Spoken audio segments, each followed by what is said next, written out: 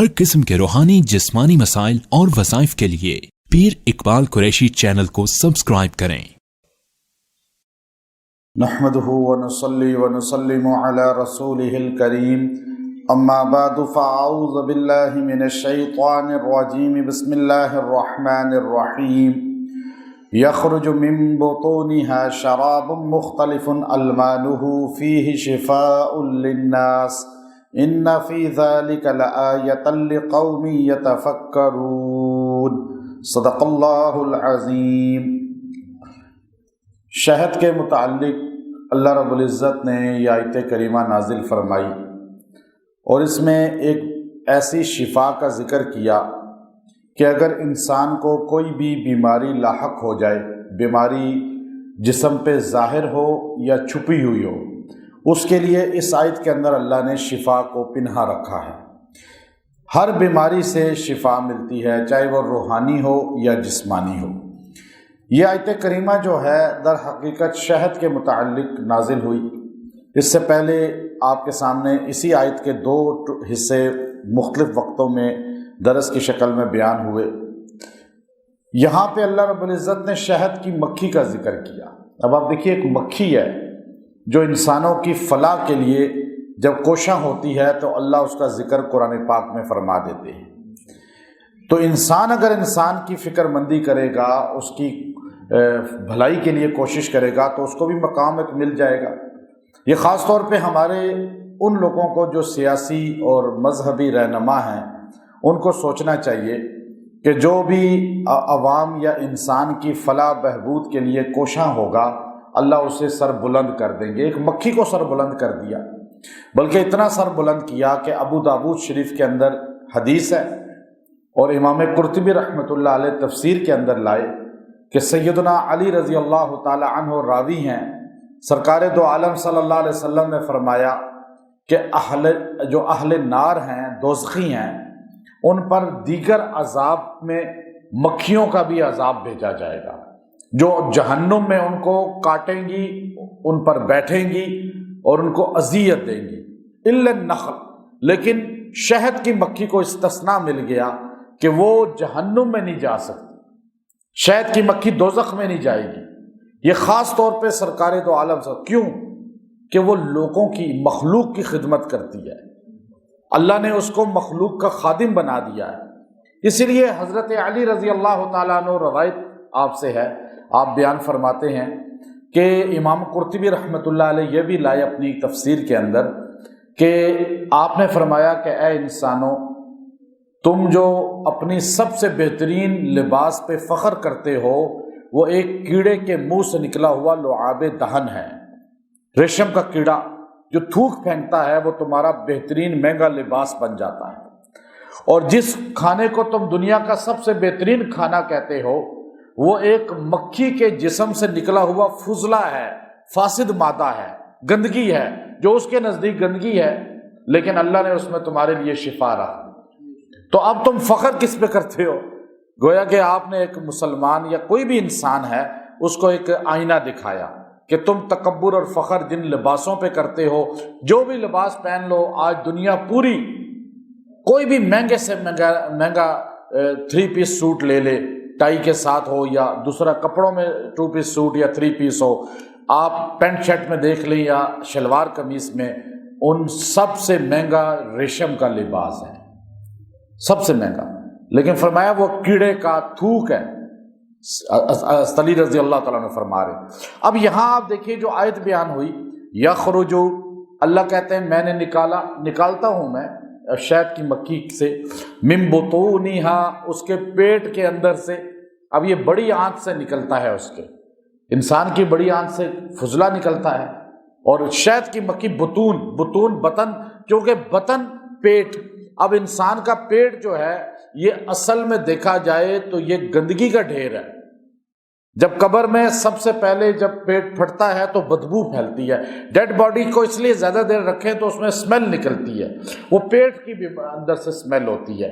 تو اب اللہ رب العزت فرما رہے ہیں یخرج من بطونہا، میں اس کے پیٹ کے اندر سے نکالتا ہوں شراب، تمہارے پینے کی چیز۔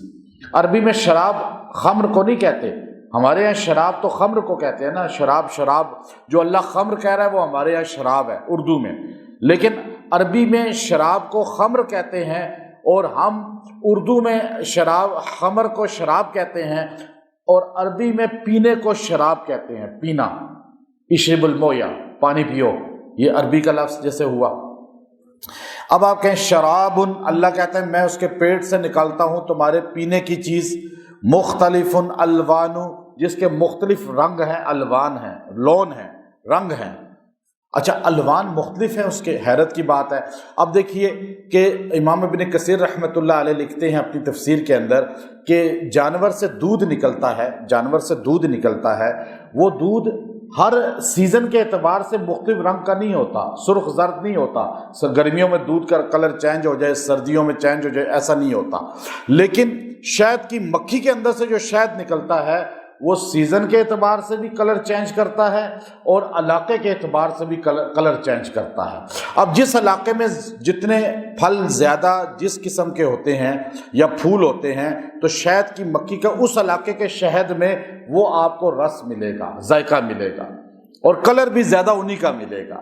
تو یہ اللہ تعالیٰ گویا کہ قدرت بتا رہے ہیں کہ ایک چھوٹی سی مکھی دیکھو کہ اس کا رنگ شہد کا ہر علاقے کا مختلف ہو جائے گا، ذائقہ مختلف ہو جائے گا، لیکن رنگ اور ذائقہ بے شک مختلف ہوگا، لیکن اس کے اندر اللہ نے شفا رکھی ہے، فیہ، اس کے اندر، چاہے وہ دنیا کے کسی بھی خطے میں شہد پایا جاتا ہے، شفا ہے، للناس، کس کے لیے؟ لوگوں کے لیے، جانوروں کے لیے بھی ہے، لیکن انسانوں کا ذکر اس لیے کیا کہ قرآن پاک کا جو خطاب جن سے ہے وہ انسان ہیں یا جنات بھی ہیں، لیکن انسان یہ چیزیں کھانے کے مکلف ہیں۔ اب یہاں شفاء کہا، اچھا ایک شفا ہوتا ہے، ایک شفا ہوتا ہے۔ شفا جو زبر کے ساتھ ہوتا ہے وہ گڑے کو کہتے ہیں، گڑے کو، کھڈے کو، اور زیر کے ساتھ جو آپ شفا پڑھتے ہیں نا وہ ہوتا ہے شفا، یعنی تاثیر، آپ کو فائدہ۔ اب ہمارے یہاں جو شفا انٹرنیشنل ہے اسے کوئی لوگ کہتے ہیں شفا ہے، یہ گڑا ہی ہے، بندہ جا کے مر ہی جاتا ہے، پیسے لگ ہی جاتے ہیں، شفا زبر کے ساتھ پڑھتے ہیں۔ نہیں، جب بھی شفا کہا جائے گا تو شفا زیر کے ساتھ پڑھیں گے تو اس کا معنی ہوگا کہ یہ تاثیر اور اس سے فائدہ اور اس سے جو ہے شفا جو ملتی ہے، لیکن زبر کے ساتھ پڑھیں گے تو کھڈا ہو جائے گا، گڑا۔ تو اب شفاء، اب یہاں دیکھیے یہ نکرہ جو ہے تحت الاسبات ہے، اس کا جو شفاء ہے یہ عربی گرامر میں نکرہ تحت الاسبات ہے، یعنی ہر بیماری کے لیے شفا نہیں ہے، ہر بیماری کے لیے شفا نہیں ہے، لیکن چونکہ شفاء کی تنوین جو ہے، یہ شفاء یہ تنوین جو ہے یہ تعظیم کی ہے۔ تعظیم کا مقصد کیا کہ ہر بیماری پہ شفا تو نہیں ہے، لیکن بیماریوں پہ اللہ نے اس کو خاص ایک افادیت دی ہے، ایک خاص فائدہ دیا ہے جو کسی اور کو نہیں ملا۔ یعنی شاید بہت سی بیماریوں پہ شفا ہے۔ ایک بندہ آیا، یا رسول اللہ صلی اللہ علیہ وسلم، آپ، میرا بھائی ہے، اس کا پیٹ میں جاری ہے، پیٹ اسے دست کی بیماری ہے، موشن لگے ہوئے ہیں، آپ نے فرمایا اسے شہد پلاؤ، پانی میں اس کو پلاؤ، اس کو پلایا، اگلے دن آیا، یا رسول اللہ اس کو اسی طرح ہے، آپ نے کہا شہد پلاؤ، تیسرے دن پھر آیا، یا رسول اللہ اسی طرح ہے، آپ نے فرمایا کہ واللہ صدق، اللہ تعالیٰ سچا ہے، لیکن تیرا پیٹ جھوٹا ہے، تیرے بھائی کا پیٹ جھوٹا ہے، یعنی اللہ کا قول سچا ہے، تیرے بھائی کا پیٹ جھوٹا ہے، پھر پلا جا کر اس کو۔ جب تیسرے دن پلایا تو وہ آہستہ آہستہ ٹھیک ہو گیا، پیٹ اندر سے صاف ہو رہا تھا، معدہ بالکل صاف ہو گیا۔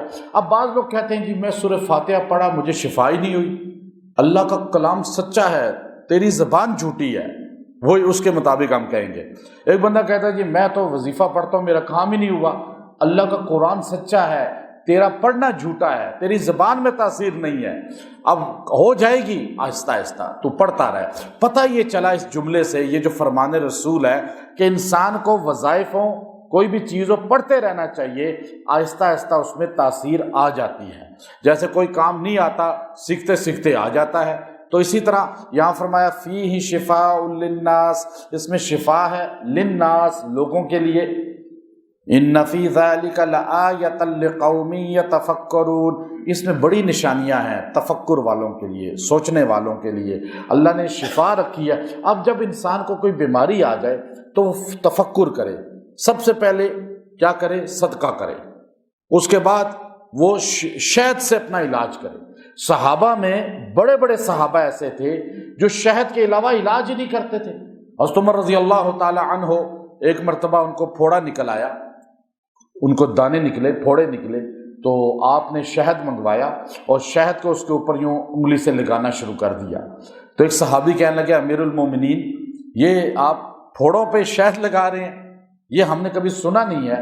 आपने फरमाया, कुरान नहीं पढ़ते, फीही शिफाउल लिन्नास, इस शहद के अंदर अल्लाह ने शिफा रखी है और तुमर के फोड़े ठीक हो जाते थे।